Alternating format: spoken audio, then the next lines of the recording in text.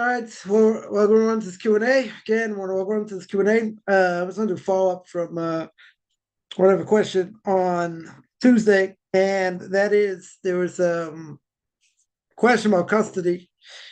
Someone was divorced and they want to convert, and the question was if someone, let's say, had full custody, one of the spouses had full custody, but they're not interested in allowing the child to convert, right? So we said that's going to make it very, very hard, almost impossible for the child to convert. But if they had joint custody, right? If they had joint custody, meaning that equal custody, let's say, then that might be a different issue.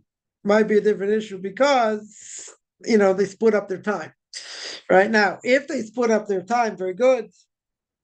Then, still, there could be an issue because the basic could say, well, you split up your time. One doesn't want, one does want. Is the child going to get mixed messages? Is it good for the child? As a child in the school, that would make it, I think, somewhat easier. But as we've mentioned before, not every school will take a child before conversion. That someone has to be aware of. I'm not saying it can't happen. There are schools that do, but some will not. So in that sense, you got to see, the basin will call it the way they see it. And again, it's not a question of cruelty or not. It might be hard to, explain to a child why they can't convert, and it might be hard for them. And, that's all true, right? That may be all true, but that doesn't change the situation, right? In other words, people have to realize that, that the Torah is not silly putty over here, right? It's not something you can stretch around, play around, do what you want, etc. There are guidelines. Now, sometimes the situation is complicated, right? Usually that is the way it case. That usually is the case. Situations, come in front of basin, I would say are not necessarily so cut and dry. Some are, right? Some are, but again, these things are complicated. And the one thing you want to do, to the best of your ability, is to make sure that what the best interest is. What the best interest is, for the child. And there's good reason for that because child in the process, can be pulled in a lot of different directions. And, again, it has to be a positive thing for the child. It can be, a lot of confusing things and taking on a whole new lifestyle and, and getting mixed messages and whatever. It's not, it's not foolproof, A, right? And B, not every situation is the same. So, I hear all the time also, people that, let's say, it takes them longer or it's harder for them, whatever, and they'll say it's not fair. Someone else had it a lot easier. Maybe someone will claim because they had more money. They had, I don't know, whatever it is. They had more connections. They had whatever, they had whatever advantage they had. Yeah. So I'll tell you, the bottom line is on each case, again, everything on the up and up, there's no corruption or anything else. The basin is going to call it the way they see it.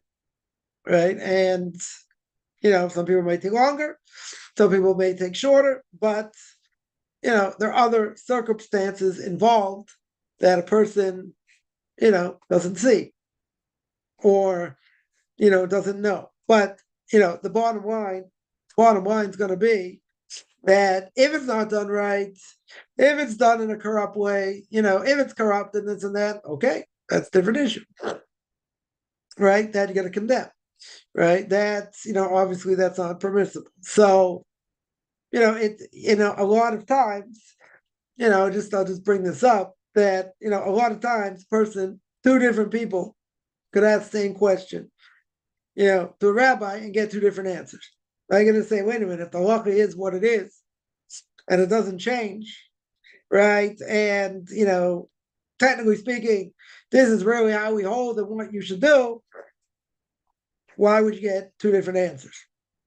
Right? A simple explanation again is, the question is going to depend. Some things, yeah, cut and dry. Across the board, doesn't matter who asks the question. Right? Other things are other factors involved. Since there are other factors involved, two people not necessarily holding the same place. And not only that, it's really different circumstances. So the question's really a different question, right? It's, people say, I asked the same question, got a different answer. Yeah, you might have asked the same question, but it's not the same question. Because obviously, whoever they asked, that rabbi saw it in a different way. Saw situations, a different situation, not the exact situation. So, one thing, that unfortunately happens is that, unless someone makes a real serious mistake, right? If they make an obvious mistake, yeah, then it'd be a question, whether a person can trust that person or not. To give answers. Yeah, sometimes people make mistakes, right? It can certainly happen, right? It can certainly happen. People are very quick to judge, but keep in mind, just means, people are human. Obviously, you don't want people making mistakes, right? Obviously, you ask a question, you don't want to get the wrong answer, right? You don't want to do the wrong thing. Okay, but it can happen. But one thing I'll say is that a person should never ever make assumptions. You don't make assumptions. You don't, as the Gemara says, you don't compare things. If the rabbis say, yeah, you can, and these things are similar, very good, then you can compare them. If it's not similar, then you can't compare them. Now, you have to understand, we're going to say, well, in my eyes, it's similar. Okay. But, a person also has different biases. They want a certain answer, or they expect to get a certain answer, or whatever. And it could be they're missing details, they're missing information, right? Or they'll say, I was just learning something this morning, and there was a whole discrepancy whether you say, two things that were similar language, said by two different people. Do we say it's the same? Do we say across the board, both of them exactly the same, right? So the halacha doesn't change. Or do you say no? Or do you say, what exactly does the language mean? According to this, it means one thing. According to that, it means something else, right? But again, you have to know. In making assumptions, you make mistakes. Because some things you may think are similar, but not necessarily so similar, right? They could be. I'm not saying not. I'm not saying, someone's going to make, all these mistakes, but, it comes up, a lot. It comes up a lot. Someone will ask a question, they'll get an answer. It's like, oh, I didn't think of it that way. Or I thought it was similar to this. Then okay, but it's not, right? Why isn't it? This reason, that reason, the other reason. And at the same time, person has to, a person has to have, a certain level, a certain level of respect, as well, and the way the person, the way the person asks the question. Certain people I stopped a long time ago, taking questions from because, they just had an attitude. And they're like, oh, you say like this, and this person says like that. Or, okay, so why are you asking? You're asking just to banter? You're asking, like, what do you do in this situation? So if I know the answer, good. If not, I got to look it up or ask, okay. But then why are you asking? Right? If you're asking to get the answer, okay, we got an answer, right? Let's say. Or we'll get an answer. Oh, but you don't like the answer. So why, yeah. I had this. Someone did it all the time. I just, I get tired of it. Yeah. why so why we're asking. If you want to get the answer, yeah, this is the answer. Maybe it's a difference of opinion, maybe it's this, whatever. That's the answer. That's what you should do. Oh, but other people hold like this. Okay. That's fine. People can disagree. Yeah, but you'd have to ask the question, no pun intended, so why you ask it? And 99% of everything most likely to come out of my mouth, will be what my Rabbi holds or other people hold. Not going to be on my own. Right? Definitely not going to be on my own. You don't like it. Okay. To each their own. But, see, this is the problem because if you're going to ask the question, unless the person makes an egregious mistake, right? They missed something obvious. They went according to, the wrong commentary or whatever. Yeah, they made a mistake. Good. But they didn't make a mistake. There are different opinions, right? Not everything, is go out across the board that everyone holds this, that. I just saw something, it was today actually, or today or yesterday, that, whatever, seemed to be a disagreement between some of the later, commentators. And then someone came along and said, what are they arguing about? One of the commentaries brought this halacha in, brought this law in, no one said anything.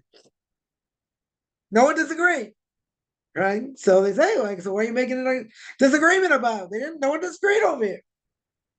They didn't bring anyone disagree. Right? There are discrepancies. I'm not going to say no, but there's hierarchy, how we hold. Right? So you can say, well, how do I know what to do in this case? So you're going to say, and maybe it's different opinion among, let's say, later rabbinic authorities. Yeah? A different opinion.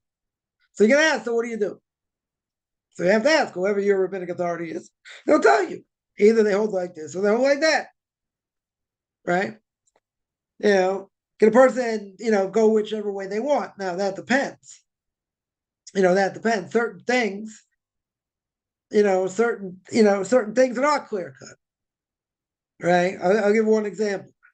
The mourning period from Passover to Shavuos, right? After Passover's over, we count the Omer. You're not allowed to get married, not allowed to listen to music. So there are different opinions when it starts. Some say it starts right after Passover's over, 2 days after Passover's over. Others say it starts the beginning of the month of Iyar, right? Then there's the question of Lag Bomer, 33rd day. Right? Everyone agrees you can listen to music, get haircuts, get married. Very good. Then there's another question. Do we say 33rd of the Omer, on Lag Bomer is only that day? And then you have the morning customs till the end, till Shavuos? Or do you say no?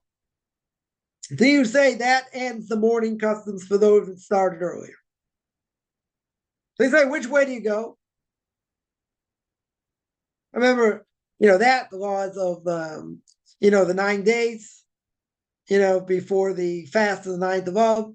You're not allowed to, wash clothes, eat meat, or drink wine except on Shabbos. There are a lot of different customs, different things. So I remember asking the questions, I hold like this, I hold like that. Yeah, because I don't have a set custom. So a person doesn't have a set custom, what do? You got free choice. Right? You got free choice. Go like this or go like that. Both, let's say, both ways are good. What's the better way? If you have a tradition on it, your family had a tradition on it, good. They didn't have a tradition on it, right? They didn't have a tradition on it. So you go either way. So then someone's going to ask, does it matter? In that case, it doesn't matter. You go like this or go like that. Whatever a person feels. Those are based on things where the multiple customs. Right? The laws of availance of mourning customs, are like that also. We got a lot of different opinions on a lot of things. So, people would say if a person's in mourning, whoever you would have an obligation to mourn for, mother, father, sister, brother, spouse or child, right? Let's say that you have an obligation, to mourn for. So a lot of different customs, a lot of different things. Right? So people would say, if you hold by one of them, you're probably safe. You probably have who to rely on if you do this or you don't do this or, whatever it may be. But a person, this doesn't mean it's a free for all. I mean, people can do whatever they want. They, first they ask a question, they have to go to a proper rabbinic authority, get the question answered. Right? But when you ask the question, again, if it's not a philosophical question, if it's a halacha question, yes or no, can I do this or I can't do this? You're not allowed to rabbi shop. You can't say, oh, I'm going to ask this rabbi my questions on kashrus because it's very lenient. I'm going to ask this rabbi questions on, Shabbos. I'm going to whoever you ask the question to, doesn't matter. All right, that's not even the point. Right? The point is, but once you ask the question, that's it. You have to take what they say. You have to do what they say. If they make a mistake, different issue. It's a different issue. They made a mistake. No, that's the difference of opinion. They made a mistake. The halacha is one way. They thought the halacha was different. Okay, they made a mistake. If it's a question, difference of opinion of rabbinic authorities, that's a different issue. Right? If there's clear-cut, clear-cut standard, this is what we do in this, whatever, good, that's what you got to do. You can't rabbi show. You can't say, oh, I don't like that opinion, I'm going to go somewhere else. That you can't do. Right? That is explicit. You can't do that unless the person made a mistake. If they made a mistake, yeah. So then you ask the question again. That's a different issue. That's only if they made a mistake. They don't make a mistake. You can ask, why don't you hold like this? Or why don't you hold like that? Or, something else. You can do that. You're allowed to do that. They may give you an answer, may not give you an answer, but that you're allowed to do. I remember once, I don't recommend anyone else doing this, but I remember once, I asked my Rabbi a certain question. I asked him a certain question. He gave me an answer. So I asked him, I said, well, does anyone else hold that way? Are you the only, are there any other opinions, besides the Rav that holds that? So he looked at me and he's like, I just told you. I said, that's not good enough for you. He's like, that answer wasn't good enough for you? I was like, no, just asking. I was like, just asking. But again, whoever a person's going to ask, they have a tradition on what they hold based on either how they learned it or the rabbis learned it, or whatever. Someone who knows what they're doing. They don't know what they're doing, or, they're dodgy, sketchy, whatever you want to call them. So then you can't ask them, right? You have to ask someone who knows what they're doing, someone who's an expert in that field, or at least knows what the answer is or what the issues are. There are times where, people won't know. They have to look up. They have to ask. It's more complicated. Different things. Not everyone's a world expert in everything. That's for sure. That's for sure. There's plenty what to learn. Right? I don't think there's any. I don't think there's any question. But a person can ask the question. Questions. We love questions. Right? That's what Judaism is all about. It's questions. But they ask it in a certain way. Just ask it in a respectful way. Oh, I can't believe you say that. I can't believe the rabbis would say that. You have to understand why. Yeah. I have to be respectful. You may not like the answer. Okay. Yeah. Sometimes the answer should be, right between the eyes. Sometimes the answer is hard to swallow. But that's what it is. And sometimes even you get the answer, you don't come out smelling like a rose either. It's, you're going to do what they say. This is what the halacha is. This is what you have to do. Again, there are other factors involved also. You can have, family harmony issues, all kinds of issues that, can complicate, whatever the answer is going to be. And sometimes it can be hard. Sometimes it can be very hard to implement because, people are going to get offended. Or, they're not going to accept it or whatever. Okay. That's part of the, that's part of what it is. Because sometimes you have to do things, you don't want to have to do. But sometimes you have no choice. right? Sometimes you have no choice. You have to deal with the hand you've been dealt, right? And sometimes, yeah, it's complicated. Sometimes it's hard. Sometimes it's frustrating, and people are going to get offended, so you do your best to limit it, right? To limit the damage, right? Sometimes that'll be the case, right? Um, but that's what you gotta do. Like I said, you don't always come out smelling like a rose, but it doesn't matter, right? You gotta do what you need to do. If you don't like it, they don't like it. You gotta stand your ground. You gotta be strong, right? You can't wilt her. You gotta, you know, you take it for what it is. But taking that step forward and listening and doing, I'm not gonna say it's an easy thing. Depending what a person has to do. I had to do a number of things over the years that I don't want to have to do, but you dealt with a certain hand. That's it. So you can do it, you can't do it. Are there ways around it? There are possible ways around it because it's gonna go, it's gonna blow up in your face. So what do? You can't get around. You can't get around it. There are certain things you can't get around. As we said, Jewish law is not silly putty. It's not silly putty. If there's a leniency you can rely on, and you got family issues and this and that, could you rely on it? You could, whatever. If you can't, you can't. There are things you can't do. So what do people have more respect if you don't, if you don't, if you don't flounder, if you stand your ground and you're consistent, they'll have more. They may disagree with you. They may call you names, say all kinds of things, but they'll have respect for standing your ground. They'll absolutely have respect for standing your ground because all they have to do is say, "Oh, you did this, but you didn't do that." And, so you can answer, "I'm a work in progress. I'm not perfect. I make mistakes, whatever." Right? But at the end of the day, there are times that's it. You have no choice. There's nothing. There's nothing to do. I know a number of cases. I personally went through it. There are just things you can't do. I have one example, one very simple example. An intermarriage cannot go, a Jew cannot go to an intermarriage between a Jew and a non-Jew. Can't do it. You represent Torah, whatever, it's travesty, mockery of Hashem, you can't do it. Right? People can beg, they can ostracize you, make fun of you, say this, say that. Okay, stand your ground. Right? You stand your ground. You can't, there are things you can't do. And that's it. Like someone told me they were at their, sister's wedding. Person's a Jew, married a non-Jew, but I said to her, "How could you go to the wedding?" She said, "Well, they knew I was there under protest." I was like, "What do you mean? You were there eating kosher food under protest.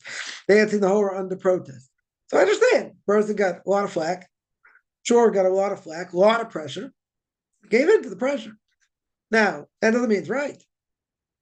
Everyone has their own, trials to go through, but people will very easily throw you under the bus because you're stuck to your, you stood your ground. Easily throw you, "Oh, these laws are so old. Why do you believe in them? They're going to cause you problems and this and that." Yeah, as we said, sometimes you have no choice. That's it, right? That is, that's it. Right? That is, what else can you do? Yeah,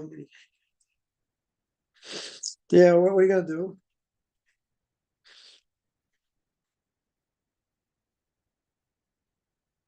What are you supposed to do? Um,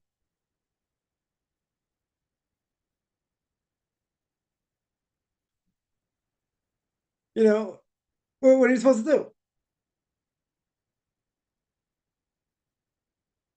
So, these aren't easy answers or easy questions, but you got to stand your ground, right? And even if you get thrown under the bus, so what? So I'll tell you, someone who's mentally challenged, they throw you under the bus. Who cares what they say? People can't read Hebrew, they know nothing, so they throw you under the bus. Okay. It's aggravating, it's annoying, you can't say anything back, nobody listens. right? Um,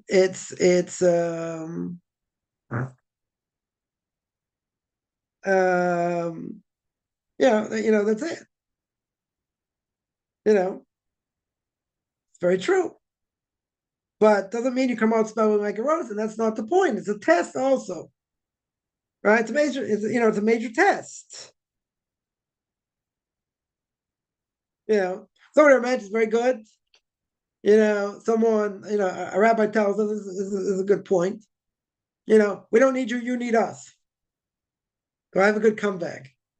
I don't even need a comeback for that. It's true. It's the true sad reality for non-Jews. You're coming to us. We're not looking for converts. We're not interested in converts. Converts giving the Jewish people a bad name throughout the millennium. Nothing to talk about.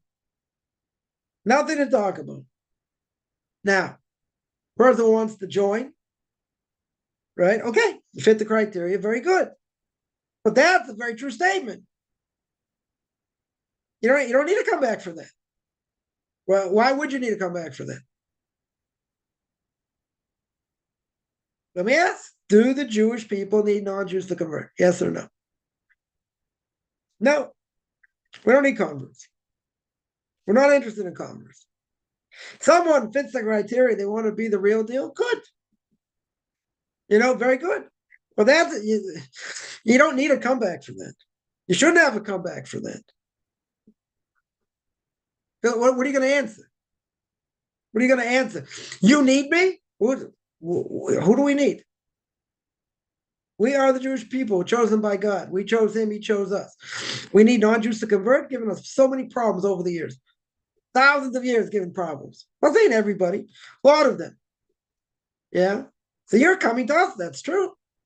100% that's true. Right? Not only that, you need the Jewish people, right? Right. It's a bad position to be in. You need to go to Beis Din. You need to listen to what they say. You need to do what they say. Right? You fit the criteria, good. I'm not saying they should pull shtick and do it other things. Very good. Right? Very good. There is no comeback to that. Right? I'll tell you a different story. Somebody, moved in the Jewish community. They, scale down. They go to the Beis Din, and Beis Din says, okay, very good, ask some questions, different things. They said, see you back in 2 months or whatever it was. Says, yeah, we'll be back. So what the Beis Din answer? They said, okay, we'll see. I get this frantic test. Why did they say that? Right? Don't they see what we just did? We downsized. We moved into the community. Why would they think we're not real? Because less than 20% finished the process, whether they move or not. That's the reality. People don't finish. Yeah, people come a dime a dozen now. Okay, they're much closer now. They move into the Jewish community. They downsize. Very good. They got the kids in the Jewish schools. Yeah, very good. Is that a guarantee they're coming back? You would think yes. That's 100% guaranteed. Things could happen. People can flake out. Other things could happen. But Beis Din knows because they've seen it. They've been through it. So the person was thrown off. They said, don't they see what they've done? What we've done? Yeah, they've seen it. We're not saying they haven't seen it, but they understand the reality. They're a little bit, flustered by it, but I said it's a test of your mettle. Are you going to stick with it or not, even if you moved? There are plenty of people that flake out for 100 different reasons, even if they move into a Jewish community. Right? Because, hey, I got my kids in the school and I did this and I did. You're right. Who knows what's going to happen tomorrow? Person wakes up the next day, 2 days later, a month later, like, why am I doing this? And I'm not treated right. I'm disrespected. I'm this, I'm that, I'm the other thing. Right? They could get angry. They could get flustered. They could say, I'm not going to do it. I'm not going to pray. I'm not going to make blessings. I'm not going to. Okay, it's their choice. Right? It's their choice. But someone coming in, that's exactly the point. A non-Jew is coming into the Jewish community, not the other way around. We're not searching for them. People say, yeah, but you advertise what you do. Very good. So if people want to convert, very good. I can help them. They don't want to convert, I can also help them. I'm not trying to convince people. It's not my job. They want to convert, good. They don't want to convert, also good. Yeah. But you are going to come to us. You have no other choice. What other choice do you have? You're going to convert on your own? You're going to live on your own island? Can't do that. Rambam says clear you can't do that. One of 24 things stop a person from repentance. The Rambam says the laws of repentance. One of them is being on your own, right? Separating yourself from the community. You can't do what you want, but it's a true statement. You need us. Non-Jews need the Jewish people. You want to come, you want to learn, you want to be part of it, you have to come to us. That's it. And it's a true statement. You might say, well, it's kind of harsh. I don't think it's so harsh. It's absolutely true.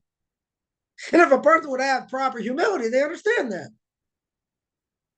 We're not searching for them. We're not looking for them. You want to come learn by us? Good. You got to fit the criteria. But you're coming to us. You are absolutely coming to us. So what's the question? You think it's offensive? Okay. Sometimes the truth can be offensive, but it's true. There is no comeback for that. Shouldn't even think of a comeback for that. Right? We don't need you. That's a true statement. An absolute true statement. You want to come? Good. We need you.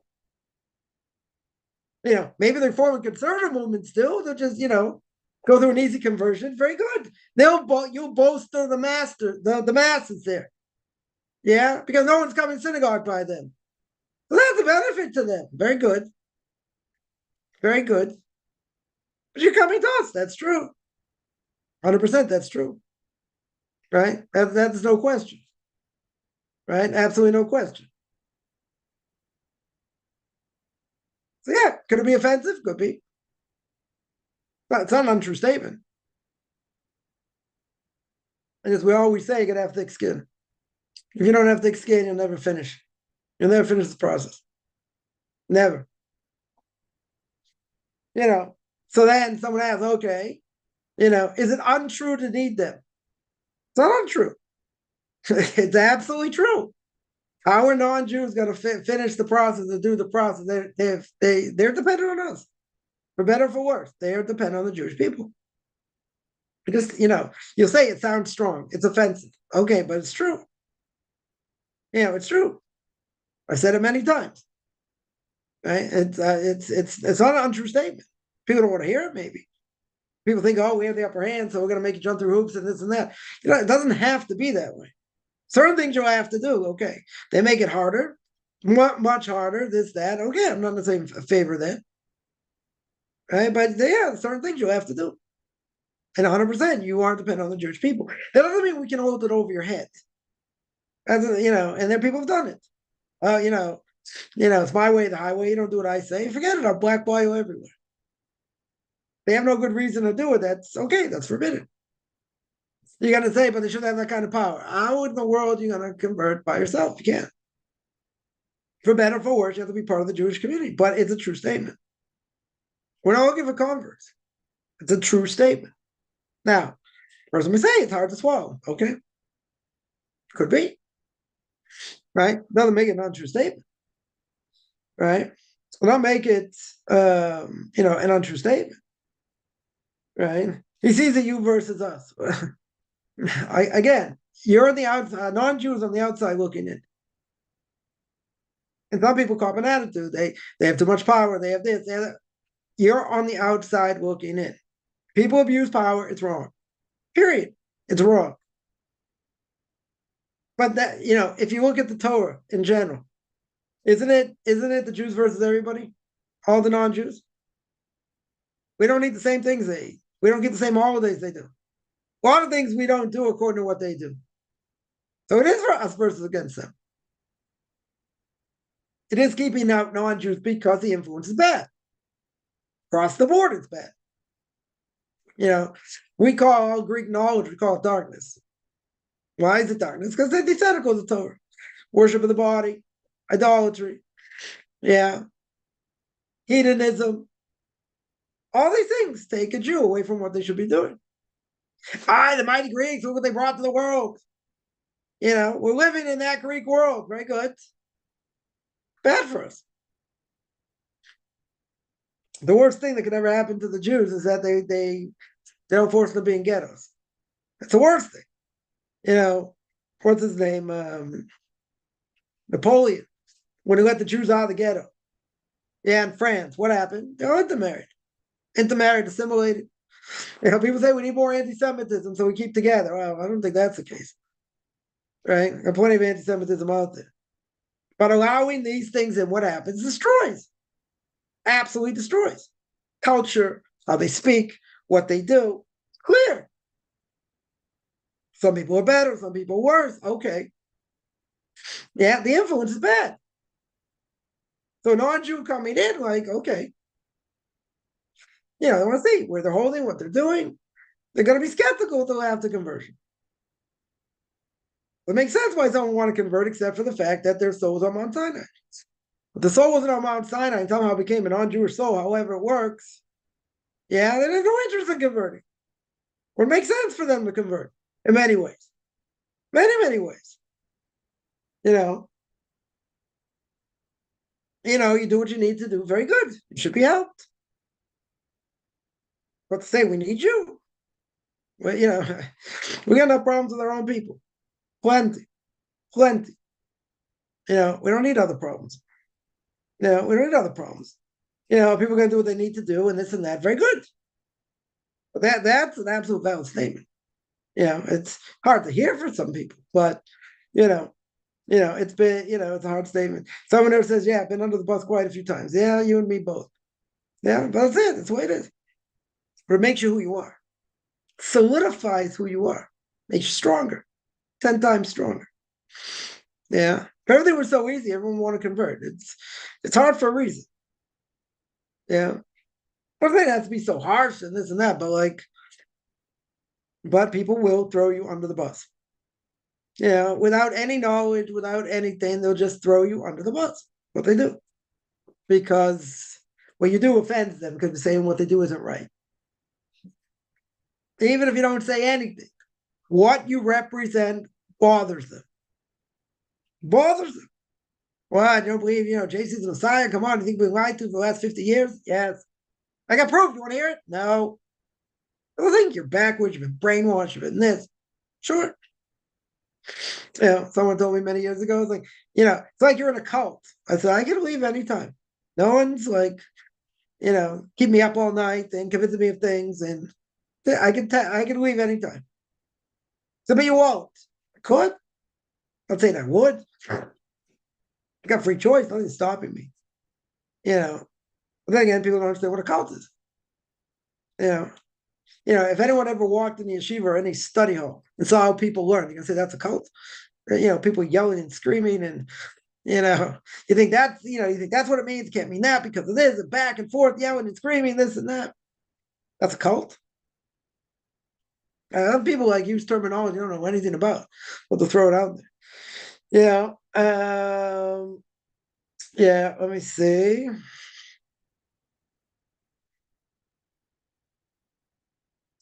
Someone mentions new reform soapbox abortion. Yeah, I have plenty of that. But again, if you want to change things, and I would agree, if you wanted to change things and it was for the better, and it brings more people to synagogue, it's going to keep more people keeping tradition, we'll have a discussion, short discussion. We'll have a discussion. But all these things, they don't work. It's all about what society says. And most Jews today are leftists. They're all leftists, most of them. It's mind-boggling. I mean, not so surprising. Shouldn't say it's so surprising, but the further you go away from Torah values, the more you be leftist, no question. Change this, change that. This doesn't speak to me. That doesn't speak to me. All these things. All these things. But when I mentioned, I pray for bitachon. Yeah, Hashem to show me that He loves me. You think He will answer? You got to live it. Praying for it's not enough. You got to live it. You got to believe it. You got to believe in the bigger picture. You got to see no matter how hard life is, the light's at the end of the tunnel. Even if you get tossed around this and that, at the very least, if it makes you stronger in your belief in God, then that was worth it. I know people have been thrown around, tossed around, all kinds of things, medical issues, family issues, livelihood issues, everything. everything. People say, wow, you want to be close to God, you're getting thrown around. I'm not interested. Okay. But that person, if that person has grown tremendously in emun and bitachon and proper faith in God, they got tossed around and they're not wavering, and they're 10 times stronger than they ever would have been. Wasn't that worth it? They say no, they shouldn't have to gone through it. Very good. You don't grow spiritually without it, right? But if you look at it, the person is 10 times, a million times stronger in emun and bitachon than if they would not have gone through it. And of course, it's worth it. They're a different person. They wouldn't have been that same person had they not struggled. They wouldn't have been the same person. There's no question. But sometimes you got to be tossed around in this and that, for it. All right. Let me see here 1 second. 1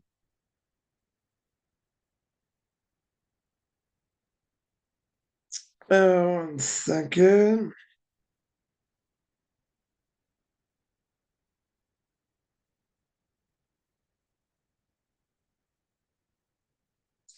Yeah, someone has to have to look this up. Why God tells prophets to be naked in public, right? God wants us to be modest. So I have to look up. I still haven't got a chance. Good thing you're reminding me. But I would say one very simple thing. If God's coming to a prophet, and God is going to tell a prophet to do X, Y, or Z, that prophet has no choice but to do it. And if he gets the message wrong, he's liable for death penalty. Now you could ask, well, doesn't God want you to be modest? Yes. So how can God ask someone to be immodest? One of the main things God hates besides idolatry. Very good. Right? 2 things God hates more than anything else in this world is idolatry and immorality. Now, obviously, he had a purpose there, right? He had a purpose. What's the purpose? Good. So make a note now and relook it up. Someone asks, I think it's possible for those who struggle with procrastination, other bad habits, to overcome them, even if they're diagnosed with ADHD. Follow-up is, if they claim in faith to live for Hashem and observe His Torah, would give intervention allow them to overcome their preposition? All right, let's deal with the second question first. If person has proper faith and belief in God, doesn't mean it's not tested, but they're holding pretty good. Yeah, they observe His Torah very good. Let's say they have mental health issues, right? Let's say. Now, can a mental health issue be overcome by Torah alone? Now, in theory, I would say yes, but not true, right? Not true. Torah is very powerful, can't overcome everything. That you probably need intervention for, right? And, it depends what it is. Someone is bipolar, right? All the Torah in the world is not going to help you. You need to be on medication and, under the guidance of a psychiatrist or a psychologist, right? Or someone's got schizophrenia, same thing, right? If they're, if they got the right medication, they're under proper guidance, good. Intervention will help. You have an obligation to do that. Because if you don't, and you think, oh, I'm okay, I can do whatever I want, your body's telling you something else. Your mind's telling you something else. So intervention is crucial, right? Could be other things, not necessarily mental health issues. Where a person can become stronger in Torah and overcome certain things and overcome, character traits through learning Musar. Yeah, that's true. That's true. When it comes to mental health, I mean, I won't call myself an expert by any stretch, but I would say, you cannot will it. Person has mental health issues, you might have to speak to someone, right? You might have to, deal with it. Having a Torah outlook is good. Maybe, 70, 80% it could take away the problem. But it's not going to take away the whole, it depends on what it is, but probably not going to take away the whole problem. Right? Again, depending what it is. If it's something where, it's just character development and this and that, and, using techniques to, overcome certain things, okay. Yeah. But if it's something, much more serious, Torah's not going to will that. Right? Torah's not going to will that. So even a person has, right, part 2 of the question, even a person claims faith to live for Hashem and observe His Torah. Yeah. Would he give intervention to allow them to overcome it? Yes. 100%. Because Torah alone is not going to do that. The person has Person has a hormone imbalance. Yeah, they have a hormone imbalance, cause them to do, different things. All the Torah in the world is not going to help a hormone imbalance. Medication will happen, will help, right? Probably therapy also. But you know, if medication can offset it, then it's like normal wear and tear what a person goes through, right? That's what I would say. But if you didn't have intervention, if you didn't have medical intervention, yeah, and this hormone imbalance is causing all kinds of problems, Torah's not going to will it. In other words, the more you will Torah, it's not going to change the situation, right? You have a chemical imbalance, which is causing other problems. You need to deal with the chemical imbalance. Now, could it be through Torah and what you eat? Could that stop it? Maybe. Maybe.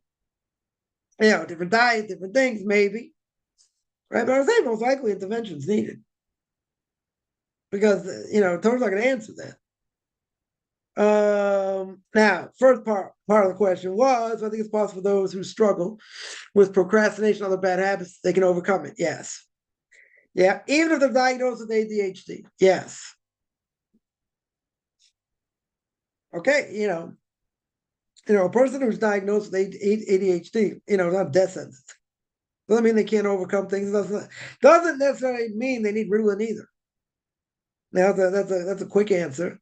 Get kids to calm down so they'll, be walking around going, "Hello, how are you?" instead of like bouncing off the walls. Yeah, some have it worse, some have it, better, but you might need intervention for that also, right? But even if, again, ADHD is not death sentence. People can utilize, their strengths or whatever. Doesn't mean that you can't overcome it. God gave people certain character traits in order to work on, in order to get through. But at the same time, he understands. He understands, I made you this way. Very good. Right? So you have to deal with it. Some people, born with tremendous anger issues. Or people are born with all kinds of other things, whatever, whatever it may be. Now, does that mean God gave someone something that's impossible to overcome? No. We may think it's impossible to overcome, but it doesn't mean, through therapy and other things that person can't, live a normal life. They, read an article months ago when someone, finally got diagnosed with ADHD, right? But through what they went through, developed a whole system for, religious people, how to deal with it in the right way, and utilize their strengths, right? And totally utilize their strengths. So yeah, he had a lot of negative experiences, going through whatever he went through, as a child. And finally understood what it was and got it done with, right? But has it under control. So and this person has a whole system how to help people, through it, and deal with it. So it's possible. A person's given, let's say a person's given, you have to live with a certain disease the rest of your life. Yeah, it's not easy. And let's say something, no cure. If there's not anything you did, you were born that way, no cure. You're not gonna die from it, but like, yeah, you got to be careful with it. You got to, you take medication and all kinds of other things. So why God give it to you? It's a test, not a punishment. Whatever the soul has to go through, but it's a test, right? So the question is, how's the person gonna deal with it? How are you gonna get through it? Right? These are real questions. The person can say, "I'm so fed up. I don't want to go through it anymore. I don't want to go through the hardship anymore." Yeah, you can pray that God takes it away, but what, let's just say for argument's sake, it's something that's not going away. Yeah, they don't have a cure for it. There is no cure for it. It's a question of how you deal with it, right? That's the question. Someone asks, Rabbi, but I've noticed God used prophets shocking ways because they understood human nature and shock value. Sometimes, a lot of times God used prophets to get the message. He had to give the message to Jewish people for that generation, future generations, whatever it may be. And a lot of times, just like the prophet Jeremiah, what did he do most of his book? Is chastise Jewish people. Yell and scream at them because they're gonna, God was gonna destroy the temple, and he always got killed in the process. And everyone knew he's the prophet of God. Not easy to be a prophet. Someone asks, it's not common for Jews to pray for people, to be delivered from some mental disadvantage. God's creator, it wouldn't be as much to claim in faith, no. Can a Jew pray for somebody? Yeah, they got some mental health issue. You can pray for anything. Someone is diagnosed with, you feel in the worst disease at the worst stage. Can a person be cured? Yeah. Is it probable? You say. Someone gets diagnosed with pancreatic cancer, right? Lower lane. No one should ever diagnosed with that. Stage 4, like, people die very quickly from pancreatic cancer. Yeah. Can you pray for miracles and you pray for God to heal them? Yes. Does that mean God's going to? No. Doesn't mean you can't pray for them, right? A person got mental health issues, going to pray they get saved. Yeah. Can you pray for someone to repent? A non-Jew or Jew? See the right, see the proper lights. Yes. The Brisker Rav, I'm supposed to have salvation, bless the memory, would say no. No point. Why? Because they're not holding anywhere in the world, right? They're not holding anywhere. You're going to be a vessel to be able to accept it. If you're a vessel to be able to accept it, good. That'll have an effect. But if you're not a vessel to accept it, it's not going to change you. You're going to keep doing the same stupid things over and over again. There's no point. Yeah, but obviously not everyone agrees with it. That a person can pray for somebody, even die in the most dire of circumstances, whether it's mental health issues, whether it's livelihood issues, health issues, regular health issues. Prayers never go to waste. Absolutely never go to waste. Now, does that mean you're going to be totally healed? No. I mean that. Could be a person has ups and downs and this and that, and they don't know. You pray for someone, they died. Well, God took them, right? So that was meant to be. Again, it doesn't mean prayer goes unanswered. Even if a person's not answered, other people get answered because of the prayer you use. It can have a tremendous effect, right? Just might not get the answer that you want.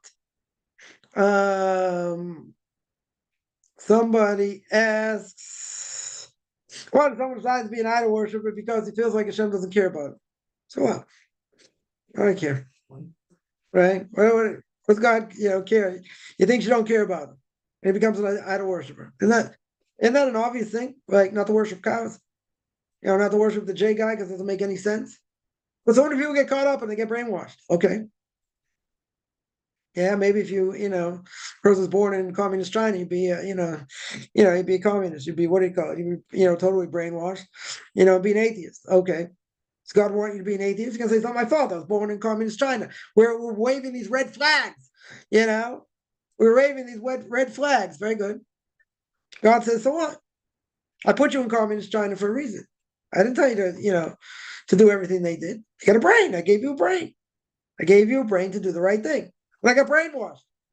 So these are universal laws. Universal laws you can't have a claim against. And the reason you can't have a claim against it because it's universal. If you want the truth, the Gemara says God will help you. If you don't want the truth, God won't stop you. Okay. But you can make fundamental mistakes, but it's not their fault. Whose fault is it? Hey, people tell me all the time, look at all the people in India going to get wiped off the face of the map because of idolatry. Okay. Isn't that terrible? Yes. What can we do about it? What's there to do? I have to go out there and educate them not to bow down to cows and worship cows. It's tragic. I agree. I agree. But things that are universal, God's going to say, what do you want from me? I gave you a brain. You didn't use it the right way. You didn't use it the right way. Right? Now, you want to say, well, they're being tossed around. They feel God doesn't care. It's a test. They are being tested. They fail the test. So they say, God doesn't care. I'm going to be an idol worshiper. Okay, it's your choice. It's absolutely your choice. Doesn't mean God doesn't care.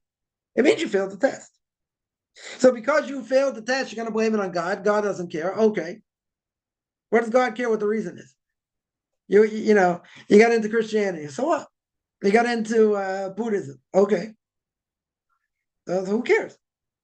Right? God's not going to care. You failed the test. I put you in a test. Very good. I gave you this test to overcome it. I'm going to show you what you could have done. You failed the test. God's going to say, what do you want from me? I gave you an opportunity. This is universal. If it's something you never figured out in 10 years, 20 years, why is God going to punish you? Right? God's never going to punish you. That wouldn't be fair. Right? That's the whole question by Pharaoh himself, read last week's parsha. God hardened his heart. How can he punish him? Took away his free will. Take away free will, can't get punished. It's impossible to get punished. It's impossible. Why should you get punished? So good. The Rambam deals with it. Rasaji going deals with it. A lot of people deal with it. Deal with the question. But there's the 615th commandment. Kaufman says, don't be a moron. Right? You want to go in these other things that don't make any sense at all. Right? God's gonna say these things are universal. Oh, you don't want to come to me, so I tested you. I took away this. I took away that. I made this so hard in your life. Beautiful. So you want to spit in my face? What do you think? So I don't have a comeback. God's gonna say I don't have a comeback. Are you kidding? I don't have an answer. You failed it. Failed the test. So because you're gonna say God didn't care and I went into idolatry, you're toast. God said I gave you a test. You failed. I could say God put me in a test I couldn't handle. Not true. We may think we can't handle it. God said, of course you could handle it. I'm going to show you. Right? Later on, God's going to show you. But you failed, essentially, you failed the test that he put you through. Right? In old times, I think they would have killed him. Yeah. But again, we don't have a temple, so you can't kill him. Technically, if you saw, if a Jew sees a non-Jew bowing down to an idol, technically you could kill them, shoot them on the spot. You don't have to warn them, nothing. You can kill them straight on the spot. Right? You can't do that today, obviously. Right? If you knew 100%, you never get caught. It's one thing, right? Like at the law of the land, you can't do that. The Rambam holds, by the way, when it comes to idolatry, it's a mitzvah obligation for Jews to uproot that idolatry. Destroy all these churches. Mitzvah from the Torah to do it, according to the Rambam. Simply, you can't do it today. But that's how bad idolatry is. You got to uproot it. So we should be bombing all these, idolatrous places. You can't do it. It's impossible to do because of the law of the land, but that's how severe it is. So it says if you're alive, it's meant for a reason, right? But again, people go through such hardship and go through difficulty. Obviously God's going to get thrown under the bus, right? If they believe in God, right? He'll get thrown under the bus. But it's a test. We're here for a reason. That we have a purpose. So someone can say, my purpose is to get stomped on. Well, that's not the only purpose. We all get stomped on different levels. We all pay different prices for things we do. Okay. Right? But do we grow from it? Do we learn from it? Does it make us better people? Yeah. Did we all overcome it? Yeah. Maybe some things we didn't overcome. Maybe some things were so hard we couldn't overcome. We're still dealing with them, at some level. But imagine if a person turned themselves around in so many different ways, even though the test seemingly was unbearable. That's unbelievable. That means the test was worth it because the person was able to overcome it. He was able to strengthen other people that go through it. That's huge. That's a huge thing. Now, would it be better he didn't go through it? Everyone would agree. But how's God going to get these character traits out of you that are so deep within you? It's like squeezing the bottom of the toothpaste. So he's got different ways. He's got different ways. But that's what makes the greatness of a person. Because even though they got thrown around and this and that, they didn't lose their faith. They can strengthen other people. That's huge. That's huge. Now, that person may have good days, bad days, and anywhere in between. But guess what? He strengthened himself. And now if the God says, look, I gave this person this, look what they went through, look at the hardship, and they're out there, helping the masses.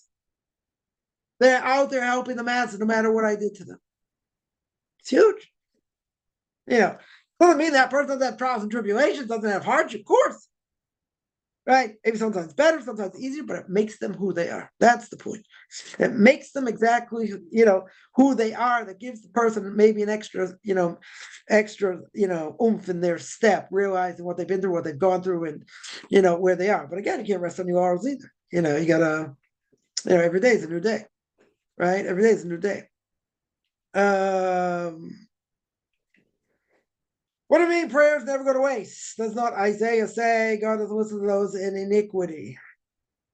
Yeah, so someone who sins, right? Someone who sins and they cry out to God. God going to answer them? Good question. He'll say no. So famous story with, I think it was with Achav. I think it was Achav, one of the evil kings.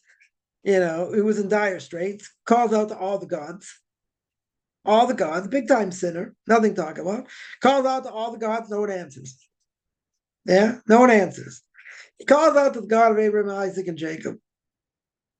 Calls out to God himself. Now, if we're playing God with my funny George Burns glasses on, my funny mustache, I look down and say, now you call out to me? You call out every stupid idol in the world. Everyone that has no power. Every last one. Now you call out to me? I'm your last resort? Right? I'm your last resort. You call me? I would have said, yeah, turn up the fire a little higher. I'm not helping you. Why should I help you? Say, oh, God's vindictive and this. No, what does God do? He helps him. Why does God help him? Because he came to real repentance. But he was a sinner up until that point. Very good. Very good. But if his repentance is pure, even if 2 seconds before he was a sinner, God will listen to him. Right? I got a better story. Lezer ben Dordaya, famous story, Gemara Avodah Zarah, wasn't a prostitute he wasn't with. He crossed 7 seas to go to this expensive prostitute, whatever. In the end, he couldn't do the act for different reasons. He goes to the, stars and the moon, can you help me? No. He goes to the valley, can you help me? No. He goes this place, can you help me? No. Finally, he says, it must be all dependent on me. Puts his head between his eyes, he screams out, he screams out in prayer, in repentance, and he dies. And the Gemara says, Rabbi Eliezer ben Dordai is welcome in the next world. Rabbi? Right? First of all, there are 2 questions. Why call him Rabbi? And second of all, how's he welcome in the world to come? Says Rabbi Judah, the prince who organized the mission, put the mission together. He said on that, some people gain their portion of the world to come in 1 minute. Some it takes a whole lifetime. Now, this guy was scum of the earth. Nothing to talk about. Absolute scum of the earth. Yeah? Wasn't a prostitute he wasn't with. Right? Something happened. He goes over all these seas. This is an expensive woman, and, something happens not according to nature, whatever. And he ends up dying through repentance. Now, if this guy was scum of the earth, I would tell you if I were playing God, I don't care what your repentance is. 2 seconds later, 2 seconds before, you were absolute scum of the earth. A second before, you were scum of the earth. All of a sudden, now you come in front of me? You come in front of me with repentance? I should listen to you? God listens to him. You see, God listens to him. But what does Isaiah mean there? In general, someone who's a habitual sinner, someone who continues to sin, why should God listen to him? Why in the world should God listen to him? Right? Right? He says God doesn't listen to those in iniquity, those who sin. Very good. But what if the prayer is totally pure, even if they were sinned before? Can God listen to them? Yes. Does God have to? Let's ask a different question. Does God have to? He doesn't have to. He absolutely doesn't have to listen to you. The story, Nachshon Waxman, years ago, was a soldier taken by the Arabs. Israelis knew where he was. Everyone was praying for him. They went in. The raid wasn't. All kinds of things happened. They couldn't open the door. Right, the blast of the door, it didn't go. Finally, they had to kick it in, come through other ways.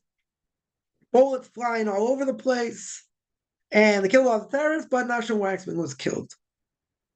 He was killed.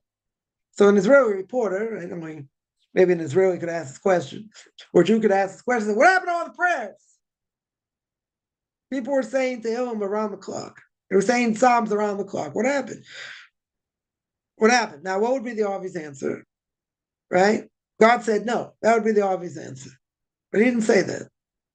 He said everyone who came out of that alive, because there were bombs going on, there were grenades going on, bullets flying. None of the people who went in to save him should be alive today. None. So Nachshon Waxman's father said, every one of them said it was a miracle they were saved. He said it just didn't work out for my son. Now, what does that mean? What's a simple explanation? The prayer saved every single one of them going in. None of them should have come out alive. So those prayers, okay, maybe they didn't help Nachshon Waxman. Certainly helped everybody else. Everyone else got saved. Yeah. Yeah. Now, were all those people that went in, were they keeping Torah mitzvahs? Can't say. I'd probably think not. Maybe some of the more traditional, less traditional. Okay, I'm not here to judge. I'm not here to judge. But prayer never goes to waste.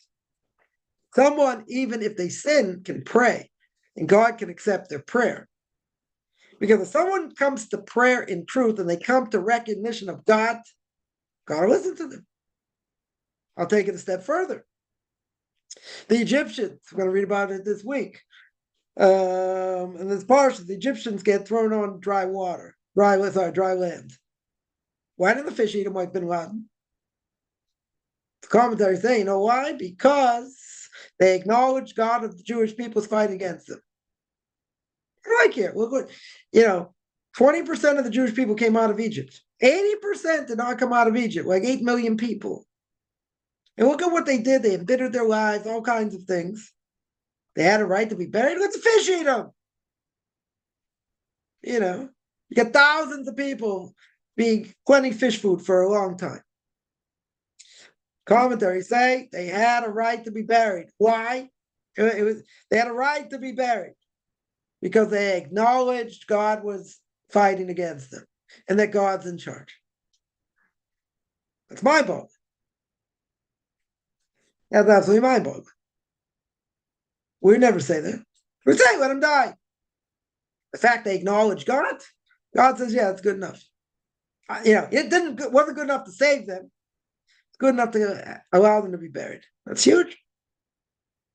Here's a possible of ignorance that when someone deeply repents but pray to JC instead of Hashem, it's going to say it's a pure prayer. Why is that going to be a pure prayer?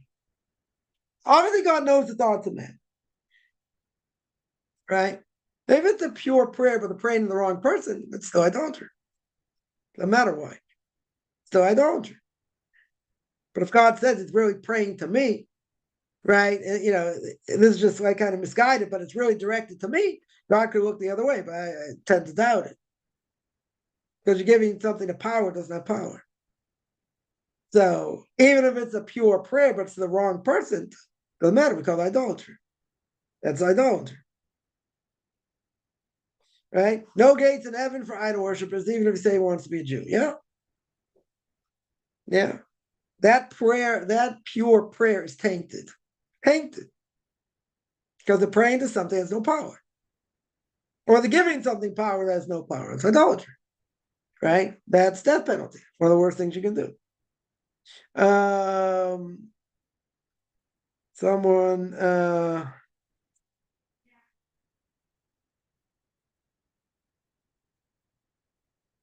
okay. Listen, there are a lot of people go through hardship. Tremendous hardship. And they feel there's no hope and they give up their lives. It's tragic. It's bad for a Jew. It's terrible, one of the worst transgressions for a Jew and a non-Jew. Right? But, anyone who basically commits suicide has some sort of mental health issue. That's also probably true. Or what they've gone through. So, right, no one's here to judge. No one's here to judge, but people go through a lot of hardship and they just feel like, there's no point in living. Right? You have to hit a certain level to say life isn't worth it. Now, life can be harsh, life can be unbearable. Life can seemingly say like, there's no rhyme or reason and people get tossed around and, man's inhumanity to man, all kinds of things. Yeah, it doesn't give you the right to take your life, but again, it's part of a mental illness as well for what they go through, as well. So, that's not a question of judgment there. Definitely not. People go through hell in this world. So, because it's a very harsh world, right? No question. Someone asks, Is it because they pray to a false god? Yes. Someone prays to a false god. Why should God answer them? And not only that, why should forgive them? Pray to a false god. Yeah, if they think JC's God of Abraham, Isaac, and Jacob. If you tell me, I'll say better. Or different. I'll say different. Let's say they pray to Allah. Isn't Allah the same God we believe in? Forget about the opinion that says idolatry. Right? I understand this opinion says Islam is idolatry. We don't hold that way. Practically speaking, we don't hold that way. It's still forbidden because of made up religion. Right? It's a false religion. Be that as it may, if they truly repent and they call out to Allah, which let's say for argument's sake is our God, and they're praying to the one true God, can God answer them? He can answer them. Right? Maybe he should answer them. Yeah. But if he's praying, to another God, to false God, why should he answer them? No matter if their prayer is pure or not. They're praying the wrong person. Right? That's the answer, right? They pray to a false God, right? If they pray to the real God, they don't intermix anyone else in between, then yeah, why shouldn't God answer them? God should answer them, 100%. Right? He should answer them because they're praying to the real God. If they're not praying to the real God, very good. Right? Then it would be an issue. Yeah. Any other questions?